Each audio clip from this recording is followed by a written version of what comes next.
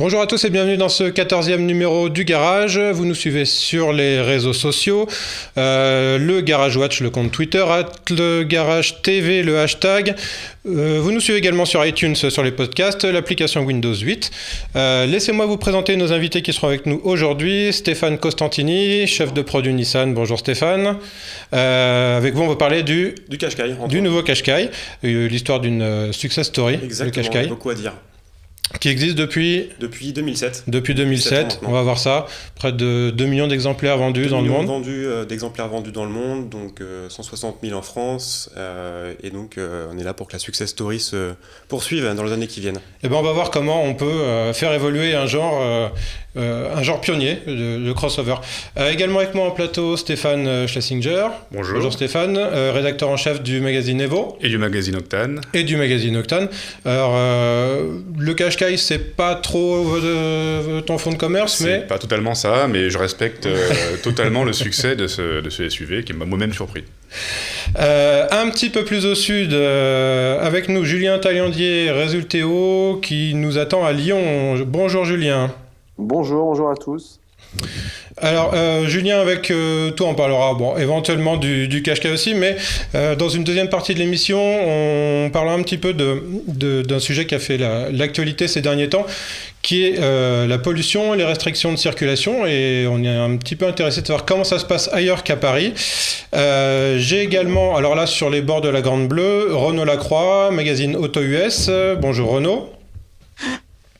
Bonjour Alexandre, bonjour à tous. Alors Renaud, Auto US, raconte-nous un petit peu, qu'est-ce que c'est ? Auto US, c'est le seul magazine français qui est uniquement dédié au sport mécanique américain. Alors Renaud, on a testé ensemble le Qashqai tous les deux la semaine dernière, on va en parler, et on parlera également en deuxième partie d'émission d'un sujet qui je pense concerne beaucoup les Marseillais, qui est donc la circulation et la pollution. Oh là, tu vas t'amuser avec un sujet comme ça. Bon, vous interviendrez quand vous voulez dans l'émission, messieurs. Je vous propose qu'on se retrouve dans une poignée de secondes pour le premier sujet, donc le Nissan Qashqai.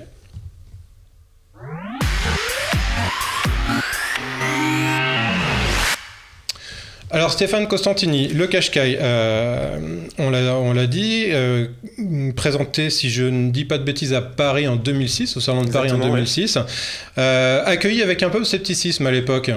C'est vrai qu'au départ, quand on repense aux années 2006-2007, Nissan, au départ, on pensait surtout au 4x4. On était essentiellement connu par le Patrol, par l'Almiratino, voilà, un certain nombre de produits, ou même l'X-Trail. On arrive en 2007 ou 2006 avec un nouveau concept qui est le concept du crossover. Donc on nous a regardé avec des grands yeux en disant qu'est-ce que c'est que ce concept. Alors, crossover, c'est Nissan qui a créé ce mot, hein. C'est alors, que tout le monde emploie aujourd'hui, qu'on emploie un peu comme un terme générique, mais c'est Nissan qui a, on va dire, présenté un crossover. Exactement, ouais. Donc, aujourd'hui c'est un terme qui est rentré dans le langage courant et qui est carrément un vrai segment à part entière. Mais à l'origine, en effet, c'est Nissan qui a déposé même le nom, le terme crossover. Donc on a laissé l'utilisation libre à nos concurrents. Alors donc le premier Qashqai qu'on va voir à l'image, hein, qui pourtant, quand on le voit comme ça, semble pas un genre très différent du SUV. En quoi c'est différent d'un SUV ? En fait, la recette magique, entre guillemets, du crossover, c'était de savoir allier le meilleur des deux mondes entre, d'un côté, une berline compacte traditionnelle, donc on va retrouver une certaine compacité, un châssis assez dynamique, des motorisations assez sobres et de faible cylindrée, et on va allier ces caractéristiques-là avec le meilleur de ce qu'on pouvait retrouver sur des petits SUV, c'est-à-dire en termes de style, et plutôt un côté émotionnel. Et en mariant ces deux mondes, on arrive à obtenir donc ce fameux crossover. Alors le tour de force, hein, on voit dans ces images de promo, c'est un petit peu d'avoir positionné cet engin qui ressemble à un 4x4 mais qui n'en est pas fondamentalement un, de l'avoir positionné dans la ville. C'est un peu ça l'idée. L'ambition au départ, c'était de, justement, encore une fois, quand on réfléchit à 2006, 2007, il y avait quand même une grosse levée de boucliers à l'époque sur les 4x4, notamment dans Paris, etc. Aujourd'hui, à l'époque, on est arrivé avec le crossover, donc avec le message de dire on a un petit SUV, une voiture avec un style de SUV, mais qui peut s'adapter parfaitement au milieu urbain. Ça pouvait ressembler un peu à de la provocation quelque part, hein. C'est vrai qu'à l'époque, alors c'est moins le cas maintenant, mais à l'époque, beaucoup de gens retrouvaient leur 4x4 rayé ou les pneus crevés le matin en allant au travail. C'est en ça que je dis que ça ressemblait un peu à une provocation. C'était pas une provocation, c'était justement le but, c'était de faire passer le message qu'on pouvait avoir une voiture avec un style SUV, mais qui par contre en termes d'émissions ou de consommation était tout à fait en ligne avec ce qu'on pouvait obtenir sur une berline classique et traditionnelle. Alors le Qashqai, c'est un véhicule mondial, mais essentiellement européen, si je dis pas de bêtises. Alors, ouais. C'est-à-dire que 2 millions d'exemplaires vendus, c'est 1 500 000 en Europe, c'est ça? Exactement, ouais, c'est Ouais. ça. Donc le reste a dû être vendu notamment en Asie. Mais pour ce qui est de l'Europe, donc c'est un produit qui est conçu à la base pour l'Europe, qui est fabriqué en Europe, puisque la voiture est faite dans l'usine de Sunderland, donc en Angleterre. Et donc on a donc dès le départ, y compris le design, une voiture qui est adaptée au marché et à la demande européenne. Donc alors on va voir c'était le cas du Qashqai 1 et c'est également le cas du Qashqai 2, une conception, une fabrication et un design européen, c'est ça? En tout cas, il est adapté au goût, enfin il est fait par le centre de design donc, qui est à Londres, donc qui répond donc, au style qui est en tout cas demandé et attendu par les clients européens. Et puis donc les chiffres de vente montrent que les clients l'apprécient. Alors le Qashqai 2, on va le voir à l'image, on va voir sa mise au monde, c'était il y a quelques mois, présenté par Carlos Ghosn, hein, si je dis pas de bêtises, Exactement, en personne, à Londres. Ouais. à Londres. On va voir les images, voilà, alors une espèce de grand show, hein, un show médiatique, avec un satellite, voilà, et la voiture va arriver. Alors, est-ce qu'on va parler, on va rentrer un peu tout de suite dans le vif du sujet, on va voir la voiture. Qu'est-ce qui change dans le Qashqai 2 par rapport au 1 quant à son approche du marché? C'est quoi? L'idée c'est quoi? C'est juste faire évoluer ou c'est apporter de nouvelles choses au genre? Alors, on l'a dit tout à l'heure, donc le Qashqai a créé le segment des crossovers en 2007. Là, on est le premier modèle, donc le premier crossover de deuxième génération. C'est-à-dire qu'on vient à la fois donc, lancer dans le marché donc, le premier crossover de deuxième génération, puisqu'on a un train d'avance sur les concurrents qui sont tous encore en phase de renouvellement ou de restyling, etc. Donc là, on apporte vraiment et on définit, si vous voulez, des nouveaux standards en termes des nouvelles références sur ce segment du crossover. Alors, on va parler maintenant, on va rentrer dans le vif du sujet de la voiture en elle-même. On va commencer par l'extérieur, c'est ce qu'on voit en premier finalement sur une voiture. Son design, a pas mal évolué. En quoi on peut le caractériser? Le premier était peut-être plus rond, celui-ci est un peu plus tendu. Alors, comment on fait évoluer un véhicule à succès comme ça? Parce que il plaît par son design aussi. Justement, donc on n'a pas non plus complètement bouleversé et révolutionné la silhouette du véhicule. Donc en termes de silhouette et de dimension générale, on a quand même conservé une certaine compacité. La voiture fait 5 cm de plus, elle est 2 cm plus large que la génération précédente et elle est sensiblement moins haute puisqu'elle fait à peu près pratiquement 2 cm de moins en hauteur. En longueur, on est à quoi? 4 mètres 38. 4 mètres 38. Ouais, 4 mètres 38. Et donc, c'est déjà en termes de silhouette, ces dimensions donnent une certaine fluidité à la voiture. La voiture fait déjà, quand on la regarde d'un aspect extérieur, beaucoup plus dynamique que la génération précédente. Après, si on s'intéresse un peu plus au style et au design à proprement parler, on a une voiture qui est beaucoup plus travaillée en termes de lignes, avec notamment des flancs qui sont beaucoup plus sculptés que la génération précédente. On a conservé donc la forme en V qui était typique du Qashqai précédent, qui va cette fois-ci se prolonger également sur les côtés et sur les ailes du véhicule. Un point qui est assez marquant quand on regarde la face avant de la voiture, c'est qu'il y a une ligne de capot qui est beaucoup plus haute que la génération précédente et qui est assez droite, ce qui donne à la voiture un côté beaucoup plus haut de gamme et entre guillemets statutaire, ce qu'on peut retrouver habituellement sur des berlines du segment D, par exemple, avec une face avant très fière et prononcée. Donc plus long, plus bas, mais plus spacieux également. Alors, ouais, c'est un petit peu, on aurait pu penser qu'en baissant notamment la hauteur de la voiture, on perd en habitabilité. C'est pas le cas puisque à la fois en largeur aux épaules, donc en habitabilité pour les passagers, on gagne pratiquement 2 cm. Donc ce qu'on a gagné sur la largeur de la voiture bénéficie directement aux passagers. Et pour ce qui est de la hauteur, c'est également le cas, puisqu'on a amélioré d'1 centimètre la garde au pavillon par rapport à l'avant et à l'arrière, donc pour nos passagers. Vous avez également réussi à améliorer le volume du coffre Oui. sensiblement. J'ai noté une vingtaine de litres en plus. Ça fait qu'on arrive à combien au total? 400... Donc on est à 430 litres. 430 litres. Donc c'est un petit break, hein, alors, grosso modo. c'est supérieur à ce qu'on peut retrouver sur les berlines compactes traditionnelles, donc on est au-dessus, et c'est tout à fait en ligne avec ce qu'on peut obtenir sur les différents concurrents du marché des crossovers notamment. Alors, il est plus long, il est plus spacieux, mais il est aussi plus léger. Oui, alors il y a des gros efforts qui ont été faits pour alléger la voiture, notamment ce qui permet notamment de bénéficier et d'arriver à alléger aussi les émissions de CO2 de la voiture. Il y a d'autres choses qui servent à alléger et à réduire ces émissions de CO2, mais le poids en fait partie. Donc on a allégé de 40 kg en fait le poids de la voiture par rapport à la génération précédente. Ce gain en poids, alors je me suis laissé dire qu'il n'était pas étranger à l'inauguration d'une nouvelle plateforme qui s'appelle la plateforme CMF, pardon. Qu'est-ce que c'est, CMF? Alors CMF, donc c'est une plateforme qui est commune avec l'alliance donc Renault et Nissan. Pour ce qui est donc des produits donc Nissan, on va donc inaugurer sur Qashqai, donc c'est pour la première fois cette plateforme qui sera ensuite utilisée d'ailleurs sur le prochain X-Trail qui arrivera prochainement sur le marché. Alors on va en parler du X-Trail très rapidement parce que il a un petit rapport avec le Qashqai. Cette plateforme CMF, donc CMF ça veut dire? Le nom m'échappe, mais c'est la structure commune en fait entre donc, Common Module Family. Exactement. Voilà. Ouais. Le Qashqai 1 était utilisé le châssis de la Scénic, si je dis pas de bêtises. Est-ce que ça veut dire que la nouvelle Scénic profitera de cette plateforme, la plateforme inaugurée par le Qashqai aujourd'hui? Alors on n'a pas vraiment de visibilité sur le plan produit Renault. Mais je ne peux pas aujourd'hui vous confirmer si Scénic utilisera en effet cette plateforme. On peut l'imaginer que voilà, c'est pas une plateforme qui a été créée juste pour le Qashqai à partir du moment où il y a le mot commune dedans. Exactement. Mais c'est important parce que le Scénic, le Qashqai a été reconnu pour ses qualités dynamiques et notamment parce qu'il profitait du châssis de la Scénic qui était lui-même reconnu pour ça. Renaud, tu es avec nous. Qu'est-ce que tu en as pensé toi du design un petit peu du Qashqai pour qu'on revienne un petit peu sur cette première partie? Ce nouveau Qashqai, en fait, on le met face à la gamme actuelle de Nissan, on se dit que c'est tout à fait cohérent. Et c'est surtout en regardant le Qashqai précédent qu'on note l'évolution. Avec des optiques beaucoup plus prononcées, les plis de caisse plus marqués, ça fait quand même un produit plus moderne.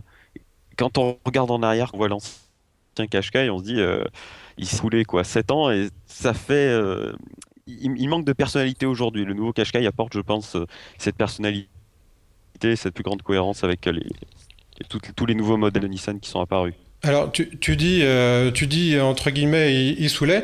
Il n'empêche qu'il s'en est jamais autant vendu que sur la fin de la carrière, de sa carrière, le premier Qashqai. Ouais, en fait, ce qui est assez entre guillemets spectaculaire avec Qashqai, c'est qu'on a toujours tendance à penser qu'un produit va s'essouffler au fur et à mesure que les années passent. Et là, finalement, quand on regarde les 7 dernières années, on a fait constamment progresser à la fois en termes de volume et en termes de part de marché sur le marché, malgré l'arrivée des concurrents qui sont arrivés au fur et à mesure sur les 7 dernières années. Je sais que c'est un sujet qui revient souvent quand on est en présentation chez Nissan, c'est le succès du Qashqai et à tel point que, à la limite, il échappe à toutes les règles marketing, j'ai envie de dire. C'est un produit qui se vend. À qui achète le Qashqai?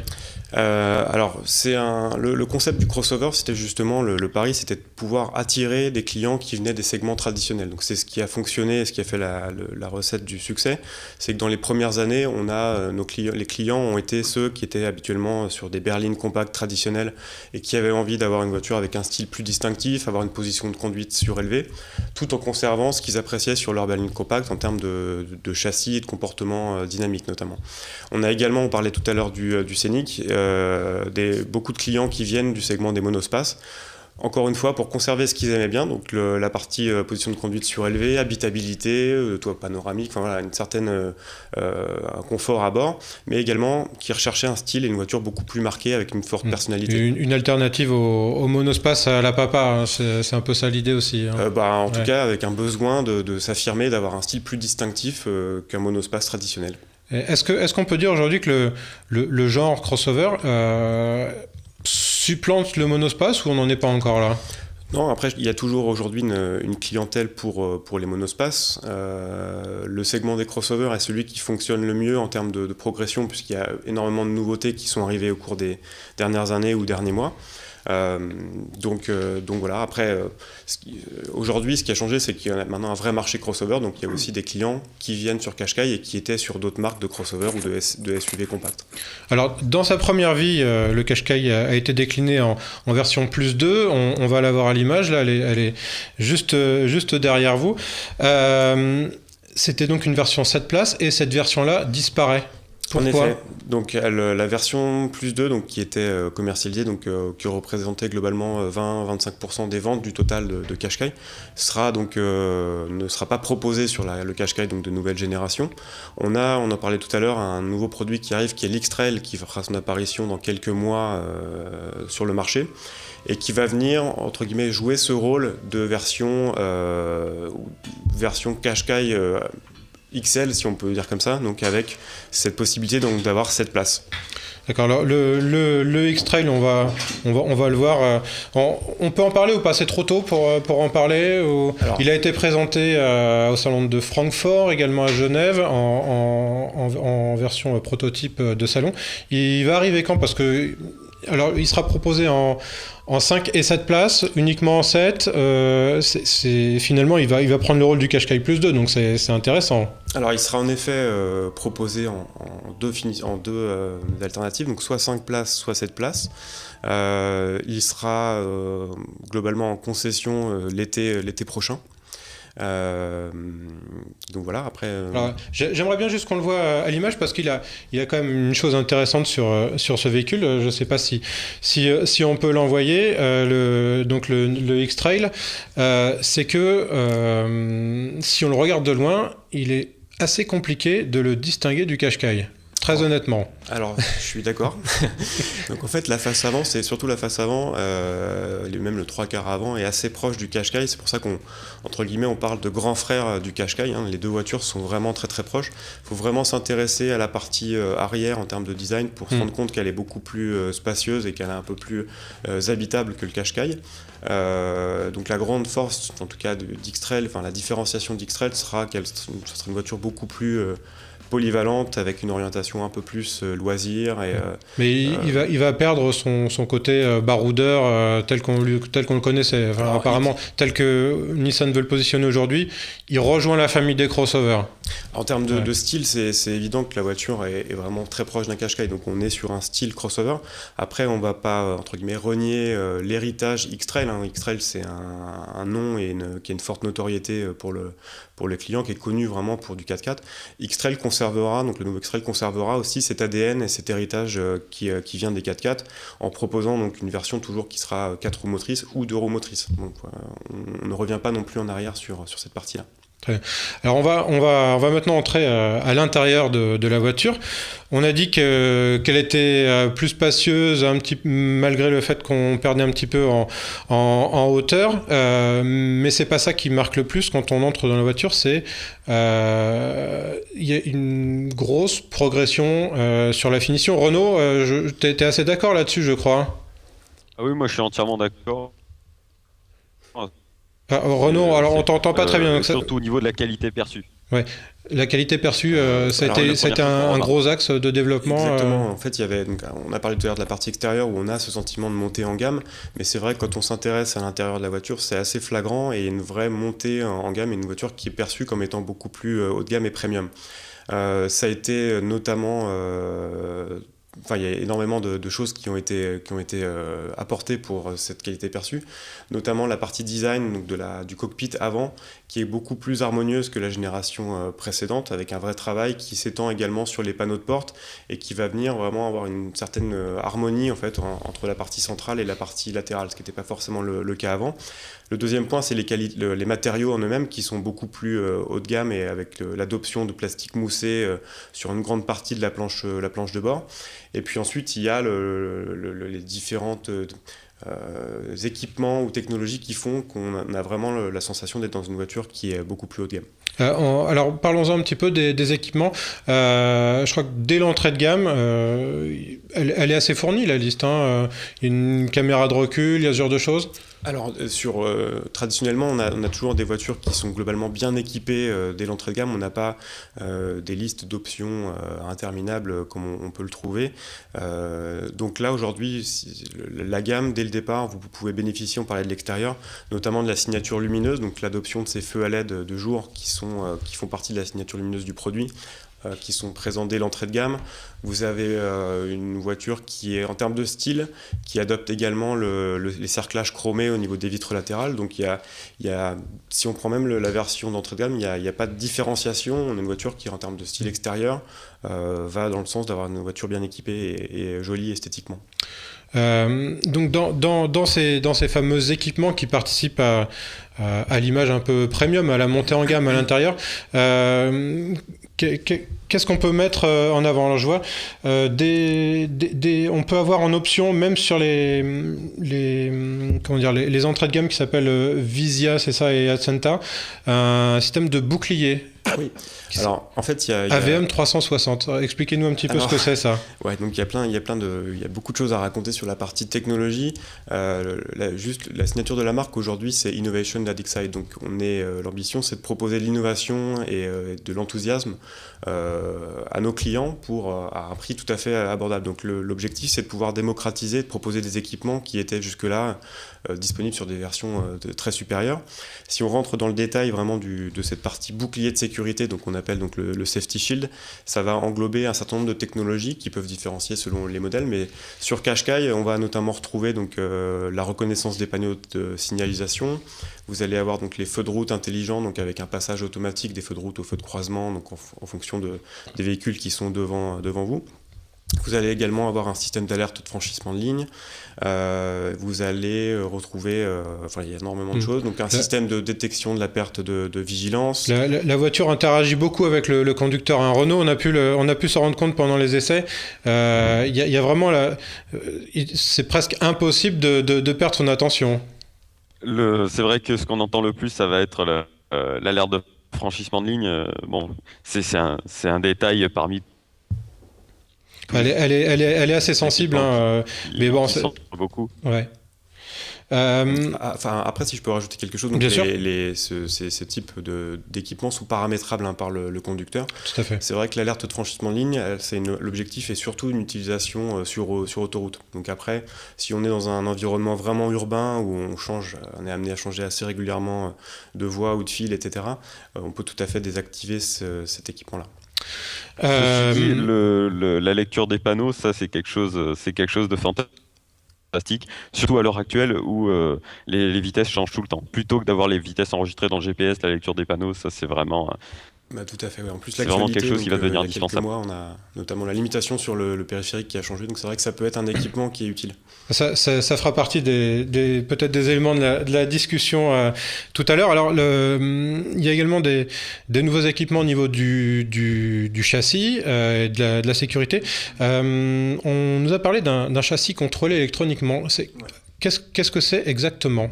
Alors, quel est l'objet de ce châssis contrôlé ? L'ensemble des Qashqai, donc on parlait tout à l'heure de différentes finitions, là c'est présent sur vraiment toutes les finitions, y compris donc l'entrée de gamme, c'est ce qu'on appelle le châssis contrôle. On va retrouver 3 équipements. Le premier, c'est un contrôle, un contrôle actif donc de l'assiette en fait du véhicule qui va venir réduire le mouvement de caisse que vous pouvez avoir lorsque vous passez un dodane ou une irrégularité sur la route. Donc on va venir atténuer par du micro-freinage, donc c'est quasiment imperceptible pour le conducteur, et on va venir réduire le mouvement de balancier qu'on pourrait avoir sur la caisse, sur le mouvement du véhicule. Donc ça c'est la partie confort. On a également une partie donc gestion de la trajectoire cette fois-ci qui va venir en courbe optimiser et vraiment gérer la trajectoire du véhicule pour avoir une trajectoire optimisée. Stéphane, ce genre d'équipement, c'est de contrôle de châssis, c'est des choses qu'on trouve aujourd'hui sur des véhicules sportifs, en fait. Oui, celui-là est un petit peu particulier apparemment sur le freinage, mais oui, on trouve ça sur les véhicules pas seulement sportifs, on peut trouver des amortisseurs actifs, même sur des compacts, voire des citadines comme l'Alfa Romeo Mito, donc c'est plutôt une bonne chose, oui. Moi, ça me paraît... Alors, on a parlé donc du design de l'intérieur et des parties un petit peu dynamiques de la voiture. On peut parler des motorisations parce qu'elles évoluent aussi, ces motorisations aujourd'hui. Alors exactement, donc l'ensemble des motorisations ont été soit revues, soit améliorées. Donc on a notamment l'arrivée de nouveaux moteurs essence sur Qashqai, donc avec pour l'instant un moteur 1,2 litre, donc DIGT 115 chevaux qui fait son apparition, qui remplace un ancien moteur qui faisait 1,6 litre 117 chevaux. Donc on conserve tout simplement la même puissance. Donc en termes de puissance, on a réduit la cylindrée, mais on garde la même puissance et on a surtout amélioré le couple de quasiment 40 Nm par rapport à la génération précédente. Et on a surtout amélioré les consommations et les émissions de CO2 de ce modèle. Donc Nissan, comme beaucoup de constructeurs, passe au downsizing et au petit turbo. Alors le downsizing, ouais, exactement, sur la partie essence, c'est une tendance qui est aujourd'hui généralisée. Si on parle maintenant de la partie plus diesel, qui est entre guillemets plus en ligne, en tout cas avec le marché français, qui reste encore assez dieselisé, surtout sur ce type de segment. C'est combien le diesel, la part du diesel sur le Qashqai ? On est quasiment à 85-90%, ça dépend des... Mais bon, on est en train de voir donc l'essence, globalement, une certaine tendance de fond qui fait que les clients aujourd'hui s'intéressent de plus en plus à l'essence. Donc on surveille ça de près, mais en tout cas, on va conserver une forte proportion des ventes en diesel, surtout grâce aux performances qu'on arrive à obtenir sur le diesel. Donc on parlait tout à l'heure de moteur essence, là sur le diesel, on a vraiment un effort énorme qui a été fait sur le 1,5 litre, qui est un 1,5 litre DCI 110 chevaux. Et qui donc arrive à obtenir 99 grammes de CO2 sur ce qui en fait l'un des meilleurs, le meilleur, si ce n'est le meilleur sur le segment des crossovers en termes de CO2. Alors donc en essence, il y a ce petit 1,2 litre, il y a un autre moteur qui va arriver un petit peu plus tard. Dans quelques mois, il y a un autre moteur essence qui fera son apparition, mais ça sera plutôt l'hiver prochain, si on peut dire ça comme ça. Donc on a encore un petit peu le temps. Plus puissant. Qui sera plus puissant, qui sera autour de 160 chevaux, donc avec une cylindrée d'1,6 litre. Voilà ce qu'on peut dire sur l'essence. Et on ne risque pas de voir sur le Qashqai une déclinaison plus sportive, plus radicale, comme d'autres constructeurs le font. Alors il y a aujourd'hui le label Nismo qui existe chez Nissan, qui est le label en fait sportif qui existe, donc qui a déjà été décliné sur Juke notamment. Et après donc c'est un label qui est censé être amené à être déployé sur d'autres produits. Pour l'instant, on peut pas encore confirmer si ça sera oui ou non disponible sur Qashqai, mais c'est pas exclu que ça soit déployé sur plusieurs modèles de la marque en tout cas. Ça te réconcilierait avec le genre, genre de... Je suis pas fâché avec le genre, mais c'est vrai que quand j'ai lu moi les fiches techniques du nouveau Qashqai, j'étais un peu déçu de voir que le moteur le plus puissant c'était un 700 diesel de 130 chevaux. Donc je me dis, c'est une question que je me pose souvent d'ailleurs, comment on fait quand on est un père de famille, qu'on n'a pas forcément des 100 et des 1000 à dépenser dans sa voiture, pour avoir un véhicule sympa. Et c'est vrai qu'il n'y a pas beaucoup de monospace ou de crossover de cette gamme-là, avec des mécaniques un petit peu intéressantes. Opel a arrêté de faire des Afira OPC, et donc et là, sur le Qashqai, on se cantonne à 130 chevaux. Ça serait bien d'avoir un Qashqai Nismo qui en fasse, je sais pas, 200 ou 250. Je suis preneur. Juste pour rigoler. Je suis preneur. Après, donc aujourd'hui, quand on définit le plan produit au départ, on essaie d'avoir un produit qui réponde aux attentes d'un maximum de clients au niveau européen. Aujourd'hui, il y a 25 pays quasiment à couvrir. Les attentes d'un pays à l'autre ne sont pas forcément les mêmes, parce que notamment les taxations et puis les comportements routiers ne sont pas forcément identiques. Avec ce qu'on propose sur Qashqai aujourd'hui, on couvre vraiment quasiment la totalité de la demande. Après, il y a des demandes particulières, un peu de niche, qui sont demandées. Nous, on reste à l'écoute de nos clients et de leurs attentes. Donc, s'il y a une vraie demande sur ce point-là, on fera tout pour proposer et répondre à cette demande. Renaud, on a essayé le Qashqai ensemble, c'était la semaine dernière. Tu as essayé toutes les motorisations, qu'est-ce que tu peux en dire? Et éventuellement, laquelle te semble la plus pertinente? La plus pertinente, difficile à dire, ça va dépendre des utilisations. Je dirais que le petit 1 litre de essence m'a assez convaincu pour une utilisation urbaine, parce que je dois admettre que même à ma grande surprise, ma propre surprise, c'est un moteur qui a de la patate quand il s'agit d'accélérer, de faire depuis l'arrêt, vraiment de s'introduire dans un rond-point, tout ça, c'est quelque chose qui se fait assez bien avec ce moteur. Mais c'est un moteur qu'on va plutôt réserver vraiment à une utilisation urbaine pour avoir un peu plus d'allonge. Évidemment, le diesel pour des routes, de l'autoroute, les diesels vont être plus pertinents. Notamment le 130 chevaux, que je trouve est le plus polyvalent des moteurs qui sont proposés aujourd'hui, même si, parce que le 110, il faut admettre enfin, en ce qui me concerne, en tout cas, je commence à m'en lasser parce que je le vois un petit peu partout et que c'est pas un moteur très folichon. Mais j'attends avec impatience le 1,6 litre essence 163 chevaux parce qu'il pourrait avoir justement toute la polyvalence du diesel avec l'agrément de conduite en ville. Et alors, au niveau des transmissions, je crois que tu t'attendais avec un peu de, je vais pas dire de défiance, mais la boîte CVT. Parce que c'est quelque chose que les Japonais aiment bien. En général, elles déçoivent un petit peu, mais là, ton avis est beaucoup moins tranché, si j'ai bonne mémoire. Bah oui, c'est exactement ça en fait. J'étais assez inquiet quand j'ai touché. Alors là maintenant, elle s'appelle Xtronic. C'est en fait une boîte CVT un petit peu améliorée, on va dire, qui arrive à simuler Alors, une boîte automatique 7 rapports. on va juste expliquer rapidement ce qu'est une boîte CVT. C'est ce qu'on appelle une boîte à transmission variable. Donc c'est une courroie qui... Raconte-nous un petit peu ça, monsieur l'ingénieur. Ouh là là, alors là, je dois t'avouer que sur la boîte à convertisseur, je me suis toujours dit qu'un jour, il faudrait que j'en démonte une et que je sorte les pièces pour savoir exactement comment ça marche. Mais en fait, c'est une boîte à courroie. On va dire, c'est une boîte automatique sans les pignons, quoi. C'est la boîte automatique. Alors Avec ce genre de boîte fonctionne bien. Fonctionne bien sur, en fait, sur les voitures qui ont beaucoup de couples et très étrangement, en général, on les trouve sur les voitures qui en ont peu, donc c'est pour ça qu'elles ont mauvaise réputation. Stéphane, tu es d'accord avec ça? Moi, j'en ai beaucoup utilisé de ces boîtes-là et j'ai jamais trouvé ça. Paradoxalement, moi, j'ai trouvé ça plus agréable sur les petites voitures. J'ai pu essayer ça sur des Fiat, par exemple, il y a longtemps, et ça a marché. Pour un usage urbain, c'était relativement agréable parce que c'est très doux en fait, c'est très doux et en même temps, comme c'est une démultiplication finale continue, c'est tout le temps adapté au régime de fonctionnement idéal du moteur. Donc ça avait à l'époque, même encore maintenant je pense, un impact positif sur les consommations. Après j'ai essayé ça aussi sur des voitures un peu plus grosses comme des Audi A4 et j'ai trouvé ça là beaucoup moins convaincant. Renaud, je t'ai vu grimacer, t'as l'air pas trop d'accord avec ce que dit Stéphane. Bah écoute, moi j'ai pas essayé les voitures dont parle Stéphane. Je sais que c'est un spécialiste de Fiat, donc je vais surtout Pas uniquement. pas discuter là-dessus.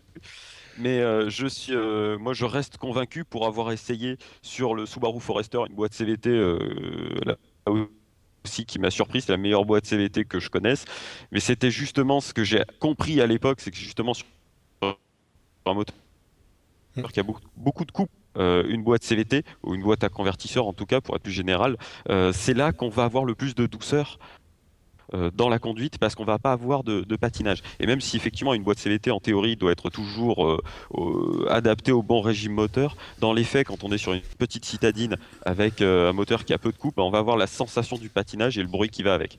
On va finir sur le Qashqai par quelque chose qui intéresse tout le monde et ceux qui l'achètent, c'est la gamme et les prix. Ça commence à combien un Qashqai aujourd'hui? Alors aujourd'hui, le Qashqai démarre au tarif de 21 490 €, donc ça c'est pour une version Visia, dans sa motorisation essence qu'on a mentionné tout à l'heure, donc 115 chevaux. Si on veut partir sur un entrée de gamme diesel, on va plutôt être autour de 24 000 €, 23 990 exactement. Voilà, l'ambition, en fait, l'une des clés du succès du Qashqai, c'était notamment son positionnement prix, qui était de proposer d'avoir un positionnement qui était ancré dans le segment des berlines compactes. C'est-à-dire qu'aujourd'hui, Qashqai, c'est une alternative en termes de tarifs à une berline compacte traditionnelle qu'on peut retrouver sur le segment. Donc, c'est ce qui a fait la raison du succès, c'est ce qu'on a conserver sur cette nouvelle génération, ce qui n'était pas à gagner parce que la voiture est beaucoup plus équipée, il y a une vraie montée en gamme. Donc elle est sensiblement plus chère en termes de tarifs que la génération précédente, mais c'est tout à fait mesuré par rapport à le niveau d'équipement et la montée en gamme qui a été observée sur la voiture. Très bien. C'était un petit mot de conclusion peut-être sur le Qashqai ou... Moi, ça m'a surpris. C'est un véhicule pareil que je ne veux pas dire que je l'ai vu arriver avec du scepticisme, parce que je n'ai pas la prétention de savoir ce qui va se vendre, ce qui ne va pas se vendre. Je suis souvent surpris. Mais moi, ce qui m'a surpris, oui, c'est que les courbes des ventes soient en progression jusqu'à la fin. Et ça, c'est vrai que c'est très atypique, en fait, et surtout dans les véhicules de cette gamme-là. Exactement. Ouais. Donc, on va essayer de conserver cette courbe de vente, en tout cas. On peut, c'est tout le mal qu'on vous souhaite en tant que chef de produit Qashqai. On va passer à la deuxième partie de l'émission qui est donc la pollution, les restrictions de circulation. Stéphane Constantini, vous restez avec nous et je vous propose pour démarrer un petit voyage dans le temps.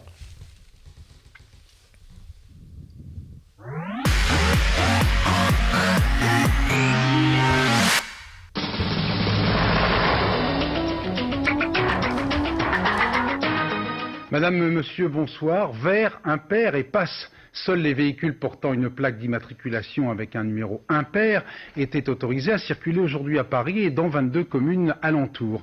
Cette circulation alternée, pour la première fois en vigueur, a semblé généralement respectée à la grande surprise des policiers chargés des contrôles.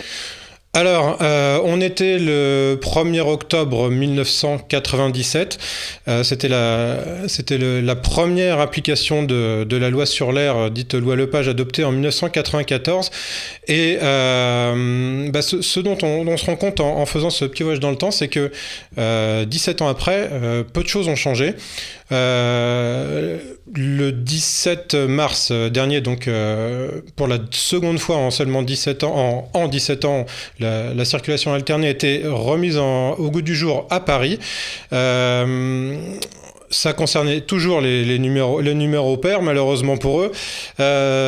Stéphane, toi, tu as trouvé une technique, c'est que tu as ressorti une vieille voiture pour rouler ce jour-là. Oui, donc le pire c'est que c'est vrai, c'est que j'ai eu besoin de ma vieille voiture, j'ai une voiture de 1976, et oui, je m'en suis servi ce jour-là, oui. Alors, pour des raisons qui n'avaient rien à voir avec une quelconque défiance des lois appliquées ce jour-là. Donc c'est un petit peu le côté absurde de la situation, c'est que les véhicules impairs mais anciens et donc malheureusement plus polluants avaient le droit de circuler. Comme un rebond à cette actualité, donc l'OMS a chiffré hier à 7 millions le nombre de morts par an dus à la pollution. Alors la pollution en général, pas uniquement la pollution due au transport. Sur ces 7 millions, l'OMS en décompte 3,7 qui sont dus aux sources urbaines et rurales. Et donc là-dedans, fatalement, les émissions polluantes liées au transport. En France, on est sur un chiffre de 42 000 décès par an. C'est une estimation. Je te vois hausser les épaules, Stéphane. Comment on peut dire, on peut arriver à ce genre de conclusion? Moi, je trouve ça assez aberrant. À partir du moment où il y a des déplacements, même pas forcément motorisés, il y a de la pollution. Donc, on ne peut pas imaginer une atmosphère avec de l'activité humaine dépourvue de pollution. C'est absurde. Alors, dans la part de la pollution, selon Air Paris, puisqu'on parle de Paris, la pollution liée aux différents types de transport, donc le trafic routier, c'est 27%. Là, on parle de pollution aux particules. Les aéroports et trains et bateaux, totalise 3%. Donc, on est sur 30%. On voit là derrière sur ce petit graphique ce que représente une particule. Alors, si on repart dans le temps, en 1997, la pollution mise en avant, c'était pas les particules, mais c'était tous les gaz nocifs, type NOx, etc. Ils n'ont pas diminué et pour autant, aujourd'hui, les seuils d'alerte sont déclenchés sur donc ces particules. Alors, il y a ce qu'on appelle les PM10 et dans les PM10, donc qui sont des particules, on le voit sur le graphique, qui font 10 micromètres. Et dans les PM10, il y a les particules fines qui, eux, ont une taille inférieure à 2,5 micromètres. Alors voilà, on est de l'ordre entre la bactérie et l'ADN. Hein. C'est quelque chose d'infiniment petit, et c'est pour ça qu'elles sont dangereuses. C'est parce qu'elles rentrent au plus profond du système respiratoire, alors que les particules grossières, elles, restent, on va dire, ne dépassent pas les barrières du nez. Stéphane? Oui, bon, ça c'est. Il y a des choses dangereuses en suspension dans l'air, ça c'est pas une nouveauté. Hein, donc, il y a une chose aussi que j'aimerais bien dire aussi, c'est qu'on parle de pollution atmosphérique et de décès liés à la pollution atmosphérique. Bon, ça on peut pas nier qu'il y en ait, mais il y en a moins que des décès liés à la pollution domestique, par exemple. Alors ça fait partie de... C'est dont on parle pas. Voilà, on en parle un petit peu parce que je vais me faire un peu l'avocat du diable. Hein. On en parle un petit peu parce qu'effectivement la pollution domestique, donc celle qui est confinée dans les maisons, et qui peut être d'ailleurs liée aux particules. Hein. Dans certaines régions du monde, on cuisine au bois sur des poêles. Alors c'est évidemment moins le cas en France, hein, mais il y a effectivement un fond de pollution qui lui peut être lié à des émanations de solvants, de choses comme ça. C'est à ça que tu penses? Oui, il y a ce genre de pollution donc, apparemment qui fait plus de morts que la pollution atmosphérique, mais qui ne fait peur à personne. Et puis une autre pollution dont vous pourrez parler aussi, une pollution aux particules, qui est celle du métro. Moi j'ai lu une enquête qui disait que finalement on est plus exposé aux particules dans le métro que sur le périphérique. Alors ça c'est les particules qui sont issues des systèmes de freinage, et alors la RATP réagit là-dessus parce qu'ils sont en train ils mettent en place des nouveaux systèmes de freinage qui justement évitent les frictions qui créent les particules. Julien, tu es avec nous à Lyon. Bizarrement, les grandes métropoles françaises sont toutes touchées par les restrictions de circulation, enfin sont toutes touchées par la pollution, mais pas par les restrictions de circulation. Comment ça se passe à Lyon? Alors c'est vrai que nous, on n'a pas forcément eu de restrictions de manière claire. Alors je ne sais pas si c'est lié à la taille de l'agglomération, si c'est lié au fait que globalement à Lyon, on circule peut-être mieux qu'à Paris. Mais il y a quand même des choses qui ont été mises en place. Paradoxalement, des heures gratuites pour ce qui est vélo-V, les vélos à Lyon, alors qu'on avait théoriquement déconseillé de faire du sport en extérieur. Donc ça, c'était assez marrant. Après, il y a eu des limitations de vitesse et puis des contrôles de manière générale dans l'agglomération des véhicules polluants et de tout ce qu'il y a autour. Mais de manière générale, c'est vrai que les gens ont plutôt joué le jeu, sans compter que les transports en commun étaient gratuits durant 2 jours, le week-end du 15 et 16 mars. Donc c'est vrai que d'une manière générale, c'est circulé relativement bien, parce que les Lyonnais ont plutôt joué le jeu. Peut-être que c'est ce qui a pas nécessité le fait d'avoir une alternance entre des véhicules avec des immatriculations paires ou impaires. Donc, Renaud, à Marseille, alors on sait que la circulation est un enjeu majeur, et pourtant là, pareil, pas de restriction de circulation.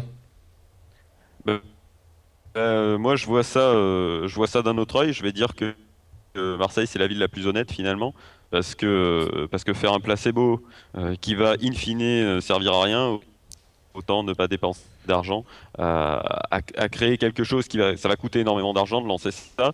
Il va falloir le faire respecter, donc mettre la police sur le coup, qui à Marseille a sûrement pas que ça à faire, de regarder les plaques d'immatriculation paires ou impaires. Question de transport en commun, même s'ils avaient été gratuits de toute façon, le problème, il y a le problème du prix à Marseille, mais il y a aussi le problème de la desserte et du maillage du réseau. Et même si ça avait été gratuit, de toute façon, on va jamais où on veut en métro ou en bus quand c'est pas de grève. Au final, qui changer, autant rien faire, quoi.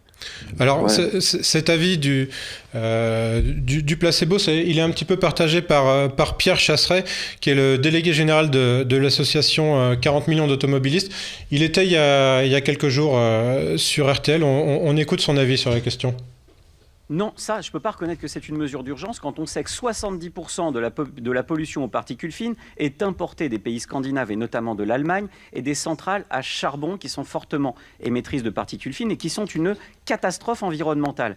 Mais sur l'efficacité de la mesure, quand j'entends le professeur Dautzenberg, qui est quand même professeur de pneumologie, président de l'Office français de prévention du tabagisme, qui dit ce matin « La circulation alternée n'a médicalement aucun intérêt », je m'interroge quand même sur la pertinence de cette mesure qui, pollue la vie des automobilistes en tout cas. Et puis il y aura toujours ceux qui prennent des mauvaises décisions, il y aura toujours ceux qui déclarent la guerre aux automobilistes, il y aura toujours ceux qui veulent faire croire que la pollution en France est uniquement le fruit de l'automobile et qui oublient quand même qu'on joue là aujourd'hui avec la circulation alternée sur 14% des émissions. Alors 14% dit Pierre Chasseret, 30% dit Airparif. Je te voyais acquiescer malgré tout. Hein. Oui, parce que le problème qu'on a notamment en France, et pas uniquement en France, c'est que les avis sont très radicalisés. Et en ce moment, il y a une espèce de campagne anti-voiture qui sévit depuis déjà pas mal d'années, qui s'axe plus précisément sur le diesel à l'heure actuelle, et c'est pour ça qu'on est en train de dire arrose sur le diesel pour pouvoir, à mon avis, plus tard, le taxer supérieurement, enfin taxer le litre de gasoil de manière supérieure. À mon avis, la finalité, c'est ça aussi. Est-ce que ce serait pas finalement faire justice que de remettre le diesel à son vrai coût ? À son vrai coût, je ne sais pas s'il a un vrai coût. On sait qu'il est plus cher à produire que l'essence. Hein, et il est vendu moins cher en France, ce qui n'est pas le cas dans tous les pays. Je suis d'accord, mais on pourrait aussi décider je sais pas moi, de baisser les taxes sur l'essence. Alors effectivement, on sait qu'en général, les taxes ont tendance à augmenter, mais pas à baisser. La pollution importée, qui serait la cause des maux des Parisiens, c'est crédible, ça ? Pourquoi pas ? J'ai vu qu'il y avait une part de pollution, effectivement, qui venait d'étrangers. Après, ça c'est une théorie qui est dans l'air, si je puis dire, elle aussi. Elle est dans l'air, mais enfin... Si les pays voisins nous polluent, on peut penser qu'on les pollue aussi. Quand les vents soufflent dans l'autre sens, on envoie nos particules sur l'Allemagne, la Belgique, la Suisse. Oui, mais nous, on a une particularité en France quand même, c'est qu'on a une production électrique qui est quand même largement nucléaire. Et l'Allemagne est en train de faire le choix inverse, qui consiste à dénucléariser pour remettre des centrales au charbon, ce qui est un choix qui peut paraître curieux. Mais voilà, donc en matière pour la production d'énergie, le fait est que la France produit certainement moins de particules, et même moins de particules, par exemple, que l'Allemagne. D'ailleurs, il y a aussi un fait qui est intéressant aussi à remarquer, c'est que la production de CO2 par habitant en France est inférieure à ce qu'elle est en Allemagne aussi. Donc c'est peut-être lié aussi à un système de production électrique. À Lyon, Julien, on n'est pas très loin d'axes industriels importants. Les origines de la pollution, là-bas, on dit que c'est quoi ? Que ça reste la circulation automobile ou c'est plus les industries ? Non, mais c'est vrai on les connaît, on évoque toujours plus ou moins les mêmes causes. C'est vrai qu'on pense logiquement au transport, ça c'est évident, c'est toujours ce qui est mis en avant parce que voilà, pour les raisons qui ont été évoquées. Mais aussi, on parle pas mal de tout ce qui est chauffage au bois. Et après, c'est vrai qu'à Lyon, il y a pas mal de contraintes qui sont imposées sur le fait plutôt, on conseille aux gens de ne pas faire brûler des déchets verts durant ces périodes-là. Peut-être parce qu'on est dans des zones, je dirais pas plus rurales, mais où on a plus d'espace vert. Donc c'est vraiment, il y a aussi l'accent qui est vraiment mis là-dessus, sur le chauffage au bois et après, vraiment, le fait de ne pas faire brûler de déchets. Alors, le chauffage au bois, selon Airparif, donc pour ce qui concerne Paris et l'agglomération parisienne, ça représenterait 25% du total du fonds de pollution et 86% de la pollution de type résidentiel. Oui, mais ça ne m'étonne pas. Il faut pour résoudre, si tant est que ce soit possible, les problèmes de pollution, il faut avoir une approche globale et pas uniquement se concentrer sur les transports. Ça, c'est clair.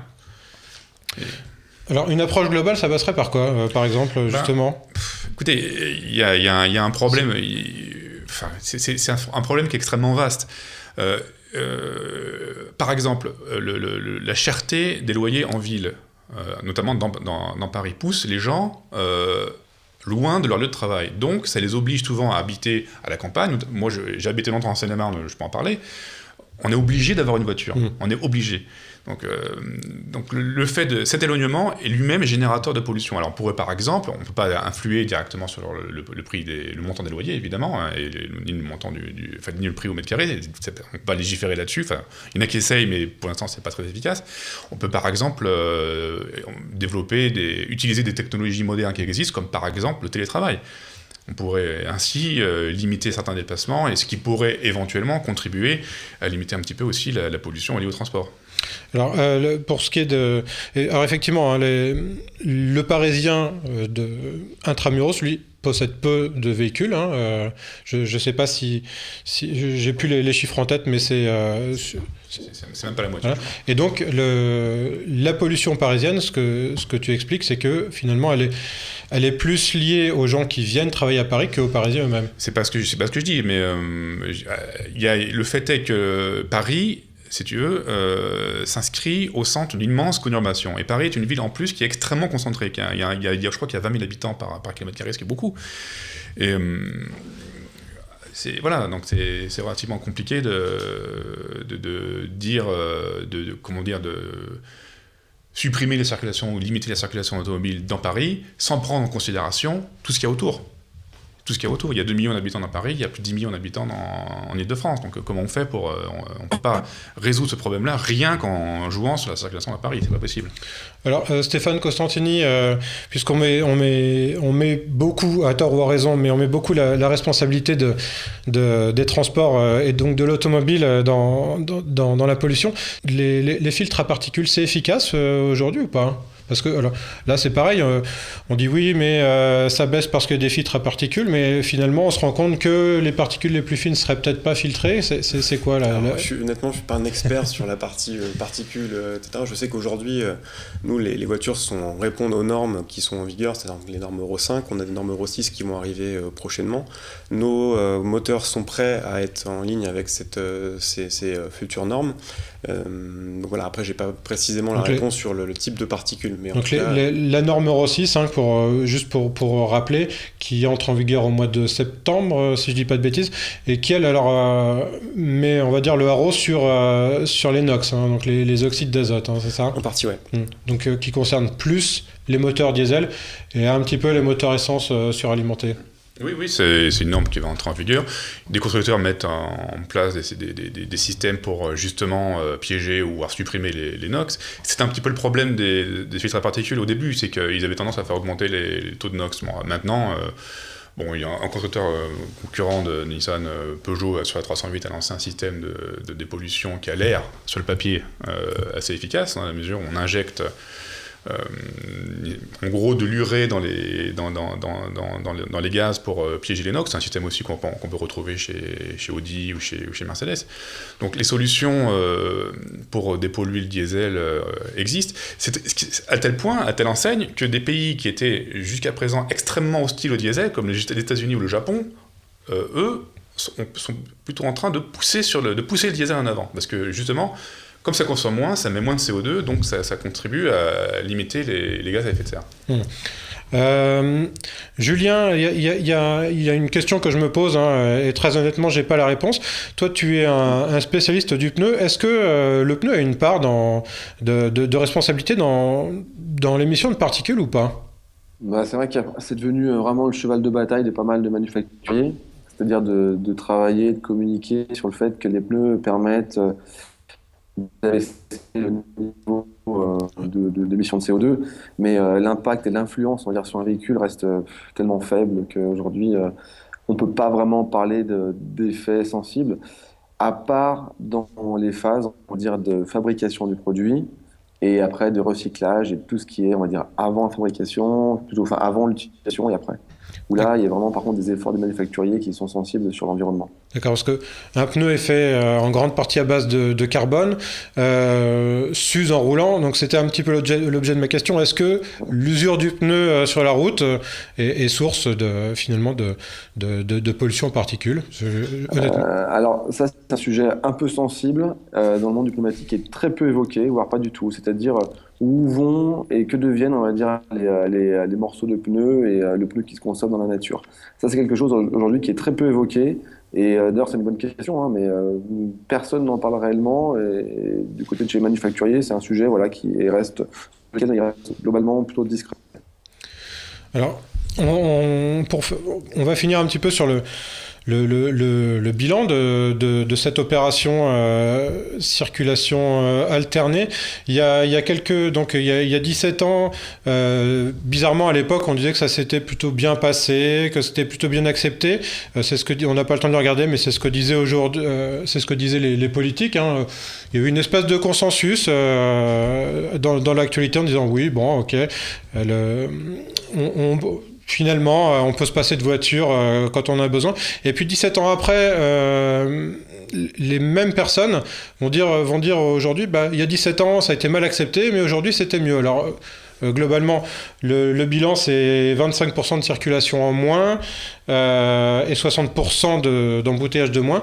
Est-ce que ça suffit ou est-ce que c'est pas arrivé trop tard finalement, puisque la mesure a été prise alors que, d'après les chiffres, la pollution était déjà en train de retomber? Est-ce qu'il n'aurait pas fallu la prendre avant pour avoir un bilan encore plus positif?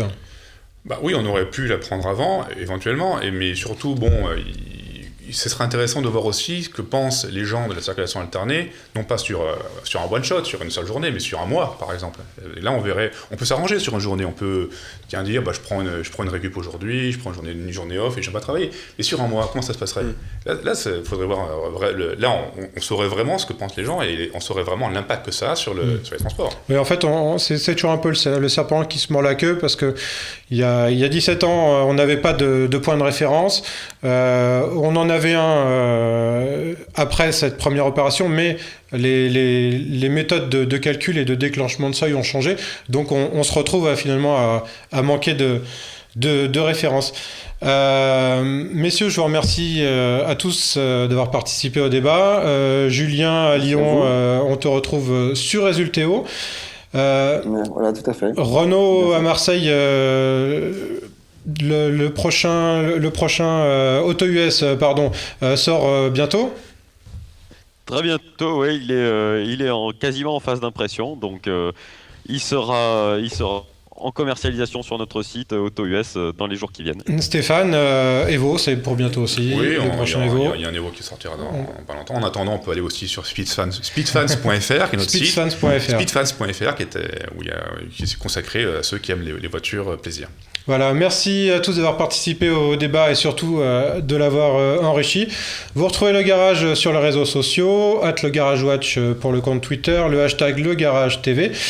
N'oubliez pas le replay sur Watch TV et les podcasts sur iTunes. On se retrouve dans 15 jours. À très bientôt. Bye bye.